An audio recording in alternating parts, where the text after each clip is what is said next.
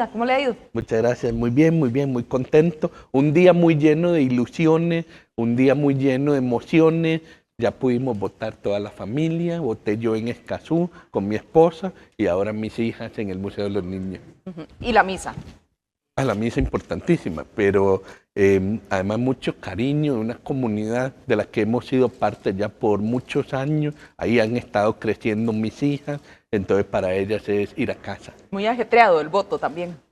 Sí, ese fue un poco caótico, pero bueno, ya más o menos sabía que eso podía pasar, pero digamos que fue una gradita más caótica de la que esperaba. ¿Y cómo se ha sentido? Muy bien, muy bien. Nosotros estamos muy contentos, más allá de lo que esté ocurriendo hoy como día de las elecciones, con un trabajo de muchos meses, pues de renovar el partido, de consolidar una nueva generación de líderes en el partido que representa causas, representa movimientos, representa todo el territorio nacional, manteniendo valores centrales del liberacionismo socialdemocrático, que son libertad, oportunidades y vida digna para todos. Y ese proceso pues fue muy doloroso por ratos, fue muy lleno de fricciones, pero ahora creo que está rindiendo sus frutos. Una generación de jóvenes que ha elegido creer, que se acerca al balcón verde, pide banderas y dice, las vamos a alzar con mucho orgullo, porque es por Costa Rica, y yo en cuanto me llena el corazón eso, porque yo digo, he hecho esto por Costa Rica. ¿Qué es eso doloroso o difícil? No, lo doloroso fue por ratos sentir que esas fricciones internas nos iban a impedir comunicarle un mensaje al resto del país de si tenemos un partido fuerte, listo para gobernar, con un equipo con el corazón en el lugar correcto y que a partir de ahí podíamos construir una mejor Costa Rica. Lamentablemente hubo gente que decidió hacer mucho ruido, decidió estorbar, varios de ellos muy claramente aliados al oficialismo, al continuismo, pero metidos adentro de Liberación, porque claro, como Liberación es un partido tan abierto, pues no podemos decirles que no a la gente, y cuando te das cuenta están adentro y están haciendo daño, y fue un proceso doloroso sacarlos, porque nosotros no queremos sacar a nadie, nosotros queremos dialogar con la gente, construir desde las diferencias, desde lo que coincidimos, y no me gustó tener que hacer esas cosas, pero había que hacerlas, porque si no, no caminábamos. Y algo que sí les prometo, y es un compromiso, es a nosotros no nos va a parar nadie para transformarnos en una mejor Costa Rica. ¿Ha sido difícil quitarse ese peso de liberación de antes? Pues no en el sentido que yo nunca lo tuve.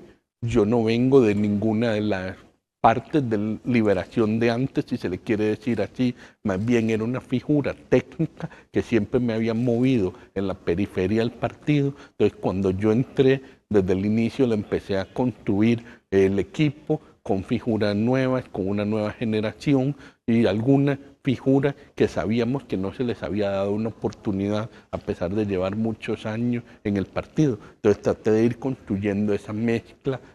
Pero el nombre siempre está. El nombre de Liberación siempre está y para algunas personas ha sido difícil entender que Álvaro Ramos viene con una nueva propuesta. Pues sí, pero es que al final el nombre para mí es motivo de orgullo. O sea, Liberación es libertad. Es un partido que construyó el país, lo que pasa es que lo va construyendo en diferentes momentos y nosotros sí teníamos la claridad de que Costa Rica ha cambiado mucho. Mi ejemplo favorito es pensar en los teléfonos inteligentes. La última vez que Liberación fue electo en el año 2010, casi nadie tenía teléfonos inteligentes. Hoy en día prácticamente todos lo tenemos. Entonces Costa Rica está muy cambiada y me alegra mucho liderar a esta nueva generación que entiende que Costa Rica cambió, que tenemos que dar respuestas diferentes, que tenemos que establecer formas diferentes de comunicarnos con la población.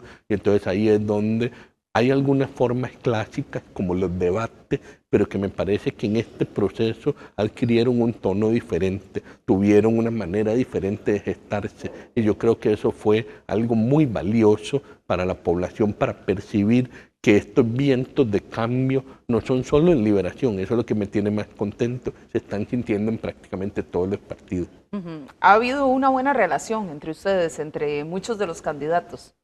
Sí, se ha construido una buena química de trabajo, Ellos no son mis amistades, además, con costo los conocía, algunos de ellos antes de empezar este proceso, pero he sentido buen corazón en ellos, buena disposición a construir acuerdos. Tenemos diferencias enormes en algunos puntos específicos, pero hemos sentido esa disposición de, ok, olvidemos las diferencias un momento, sentémonos a ver en qué nos podemos poner de acuerdo. ¿En un eventual gobierno buscaría a algunos para que trabaje con usted?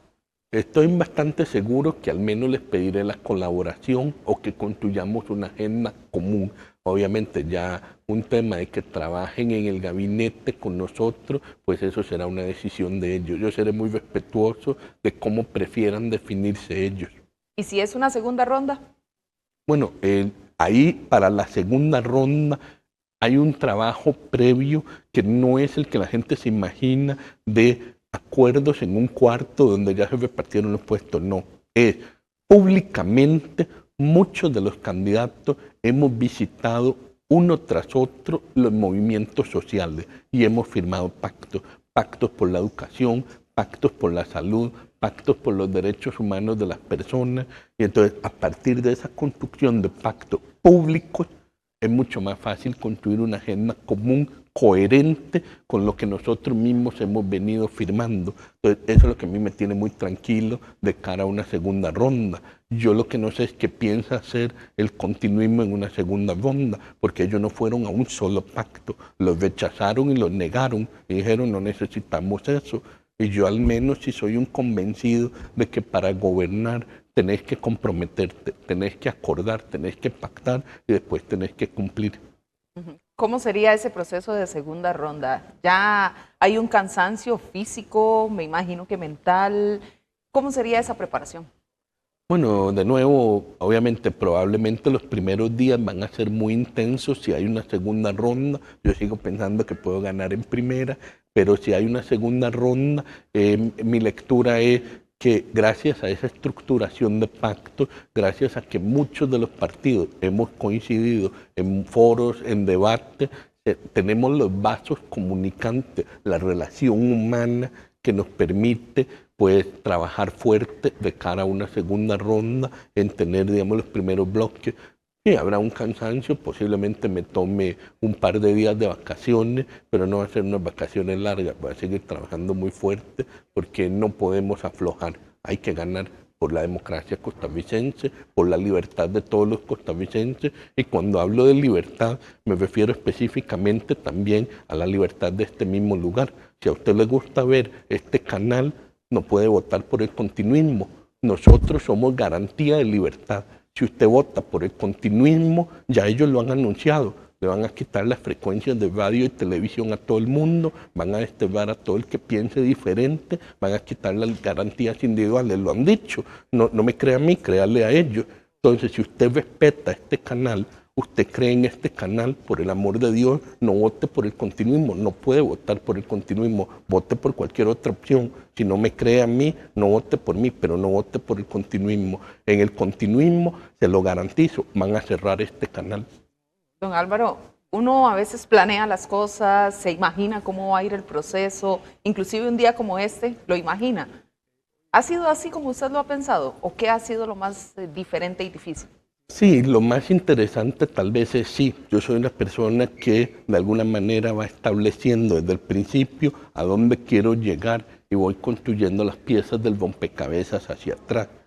Quizás lo más sorprendente en este proceso ha sido lo importante que es el rol de las emociones y de la construcción de un afecto, o como decíamos más temprano, de una química entre las personas. Si eso no está, no importa mucho cuán racional ha sido en la construcción, digamos, de la política pública, del programa de gobierno, de un montón de decisiones que fui tomando, eso no hubiera encajado mucho a menos que exista ese trasfondo de la conexión humana.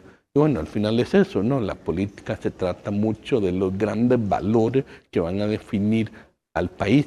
¿Y a qué me refiero con eso? Si el valor va a ser el diálogo y la confianza o va a ser el odio y la división. Y bueno, si nuestra propuesta es una de diálogo y confianza, pues entonces yo necesitaba que la gente sintiera confianza en nuestra propuesta, no tanto en que la analizara, que la evaluara, que la sintiera buena o mala, no, que confíe en esa propuesta. Y ha sido muy bonito en este día de hoy sentir que logramos materializar mucha confianza y mucha ilusión. Durante muchos meses oíamos hablar, por ejemplo, que el voto útil, que el voto casi que con la calculadora, diciendo a ver si ganaba o no ganaba, votando así. Y los últimos días sentimos que se rompió ese paradigma, que pasamos a un paradigma de la ilusión, de la emoción, de la esperanza. Y yo digo, qué lindo que así sea, que para mí votar debe ser votar con esperanza, con ilusión. O sea que usted ha ido convenciendo a la gente. Mi lectura es que sí, que ha habido una emoción, sobre todo en los últimos 10 días, que no estaba antes, que había mucho, vamos a ver cómo se lo pongo, siempre percibí mucho respeto y mucha cortesía en el país entero. A mí la gente me trata bien y yo siempre he estado muy agradecido por eso. Pero en los últimos días siento una evolución muy marcada a un cariño ya de ilusión, de emoción, de esperanza, que qué dicha que ahora lo estoy empezando a ver.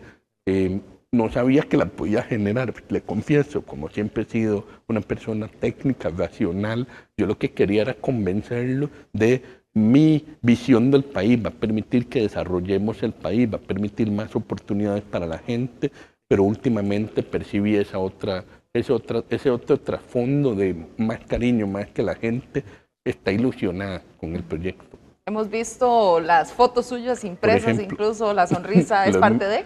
Los memes y el meme del cuoca y el meme del mapache, y eso es un poco a lo que me refiero, que sin ser yo una persona, pues no muy dada al circo, si lo queremos poner en esos términos, pero a mí me gustan los memes, me gusta el humor, me río de mí mismo y me hace gracia que, básicamente porque el cuoca es esencialmente una ratita australiana, pero es una como muy coqueta, muy cute, y entonces me hace gracia que me identifiquen con ese tipo de meme, porque de alguna manera, y el equipo lo sabe, yo siempre hablaba de que yo tengo una calidez personal, que sé que es como una marca mía, pero soy muy introvertido.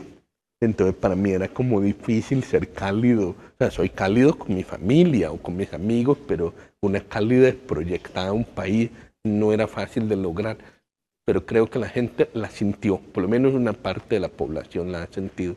Y yo estoy agradecido que hayan podido ver en eso en mí, porque es real, yo lo tengo. ¿Por qué la publicación de la foto suya de niño? ¿Por qué la publicación de la foto? En Facebook, la foto suya de bebé que se publicó en Facebook. Bueno, esa debe haber sido una decisión del equipo. Sí creo que una de mis particularidades como persona es que desde muy niño, cuando yo aprendí a leer muy temprano, pues hubo videos míos de niño. Y después adolescente obtuve aquel promedio en la UCF, el promedio perfecto, y volví a aparecer. Y después más grande volví a aparecer por ¿cómo se llama? Por estar muy jovencito en Hacienda y fui viceministro muy joven. Entonces he estado en el ojo público casi toda mi vida. Y creo que, y me lo han externado personas cercanas a mí, a veces me decían, Álvaro, es que siempre has estado en el ojo público, la gente te conoce desde niño, mostrar siempre esa faceta tuya que has tenido desde niño, desde muchacho. Y he tratado de hacerlo, de no traicionar mi propio ser.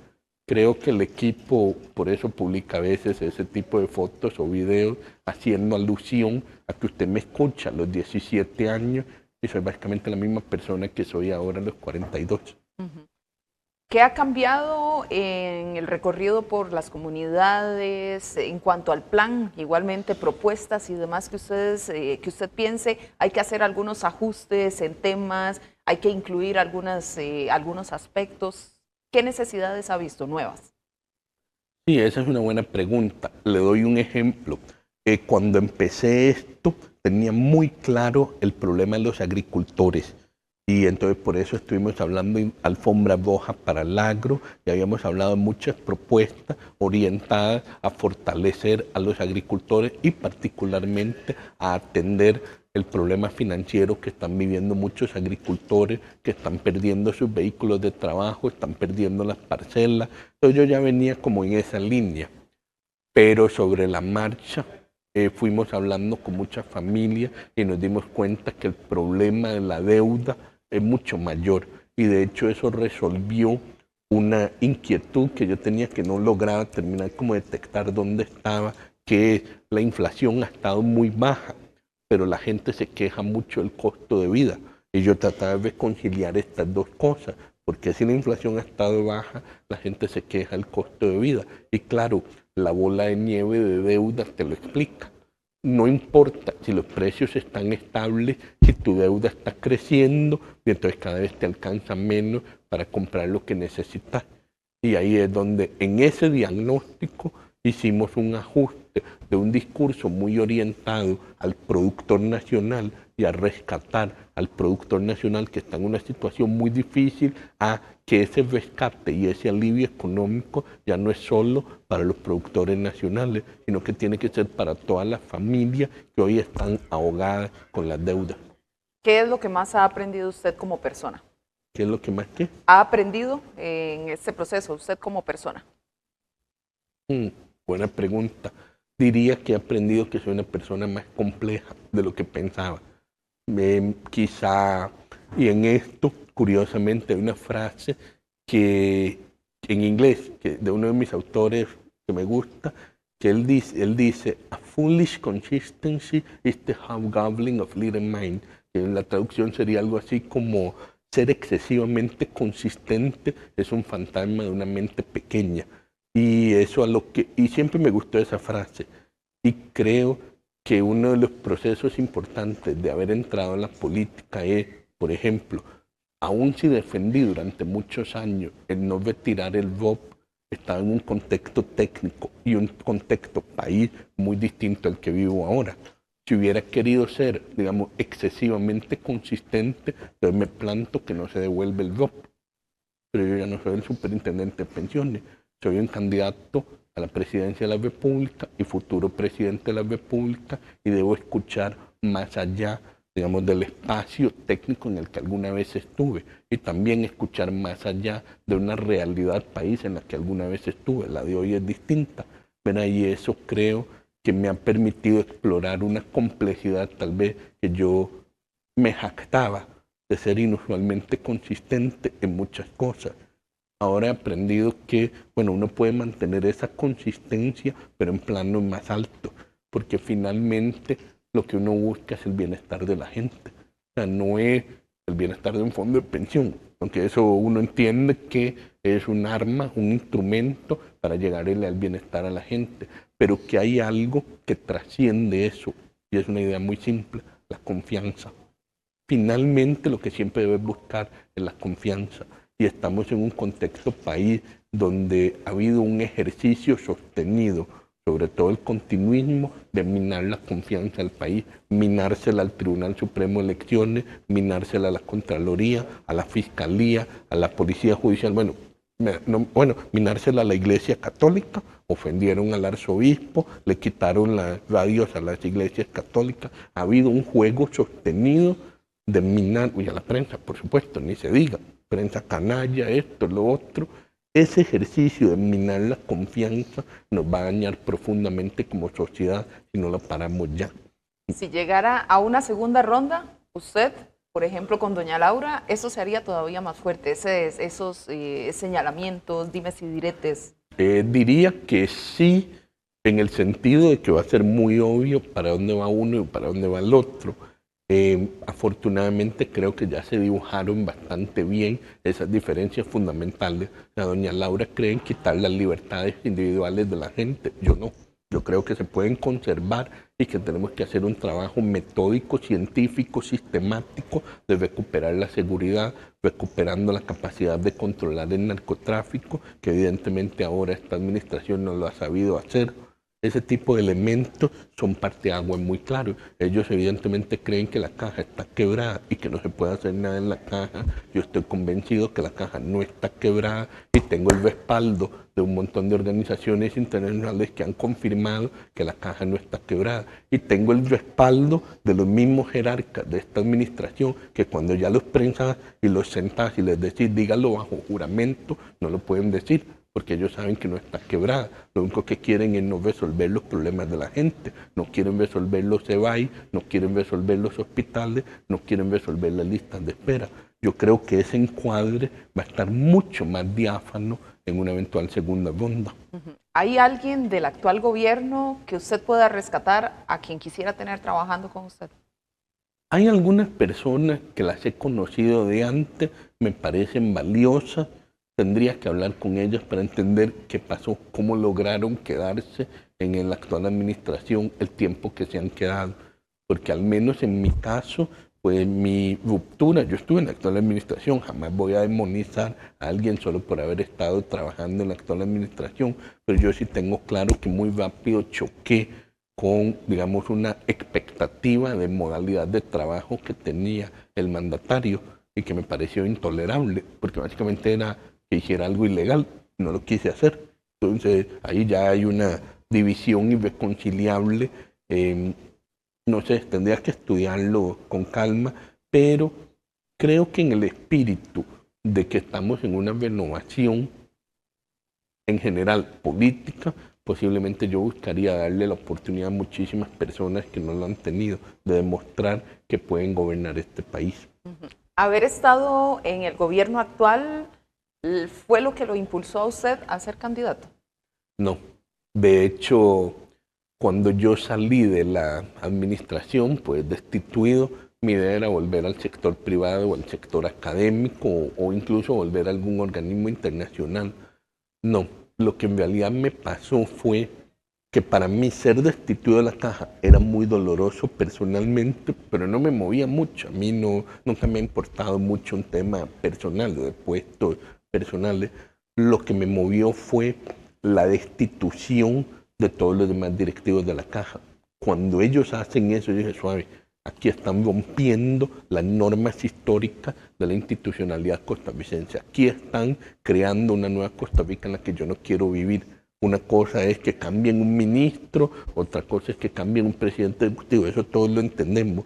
Agarrar directivos nombrados por los empleadores, por los trabajadores y los sectores sociales y decir ustedes para afuera y solo gente afín al gobierno, yo dije, esa no es la Costa Rica en la que yo he crecido. Ahí es donde yo empiezo la lucha por la caja, por defender que la caja no estaba quebrada, una lucha que quizá en ese momento pareció hasta un poco quijotesca, pero el tiempo me dio la razón.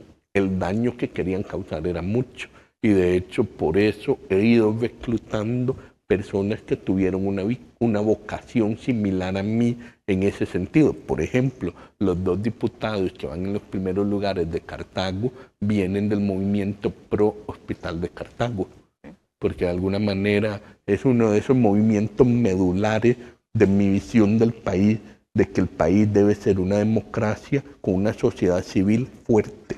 Y para que sea fuerte, entonces esos movimientos de la sociedad civil deben recibir el pleno respaldo de quien gobierna. Conmigo, su libertad de organización, ya sea en una asociación de desarrollo comunal, una asada, una iglesia, un movimiento pro hospital o pro animales, lo que usted quiera, cuente conmigo. Yo voy a ser su aliado, yo lo voy a cuidar. Don Álvaro, que le termine de ir muy bien. Muchas gracias. Feliz jornada. Bendiciones. Muchísimas gracias por estar con nosotros. Muchas gracias.